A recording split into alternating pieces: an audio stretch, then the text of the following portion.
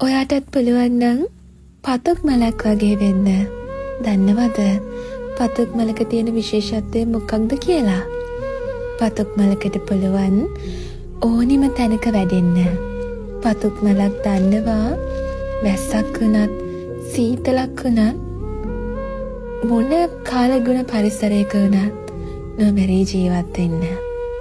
පතුක් මලක් දන්නවා කර්කශම පොළවක වුණත් කෙලින් හිටගෙන ඉන්න. ඔයත් මේ වගේ කෙල්ලෙක් වෙන්න. ඔළුව කෙලින් තියාගෙන නිර්භීතව මිනිස්සු මැද්දෙන් ඇවිදින්න. අතේ සත පහක් නැති වෙලාවක වුණත් ඔයාගේ අභිමානය වෙනුවෙන් පෙනී ඉන්න. ජීවිතයට කුණාටු වෙන හැම මොහොතකම ශක්තිමත්ව දරාගෙන ඉන්න. ඔයාගේ හීන වෙනුවෙන් ලෝකේ එහා කොනටුනත් තනියම යන්න. ලෝකෙ හැමදාම ඔයාට සතුට විතරක්ම දෙන්නේ නෑ. ඔයා යන ගමන් මාර්ගයේ එළිය කරලා ලස්සනට හදාගන්න ඕනි ඔයාමයි. එතකොට ඔයාට පුළුවන් ජීවිතේ බිඳුවටම වැටිලා හිටියත් ආයෙමත් නැගිටින්න.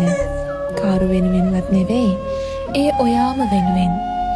ඔයා වෙනුවෙන් කිසිම කෙනෙක් පෙනී ඉඳී කියලා විශ්වාස කරන්න එපා. ඔයා වෙනුවෙන් පෙනී ඉන්නේ ඔයා විතරයි. ඒ විශ්වාසයෙන් ඔයාගේ ගමන ඔයා යන්න. එතකොට දවසක ඔයාට තේරේවි ඔයා කොච්චර හිත හයිය කෙනෙක්ද කියලා.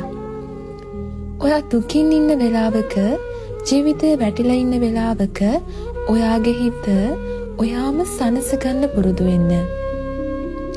මට මේ ලෝකේ විශ්වාසවන්තම අත තියෙන්නේ මං ගාව. මන් දන්නවා ඒ අත ජීවිතේ කිසිම දවසක මාව අතාරින්නේ නෑ කියලා.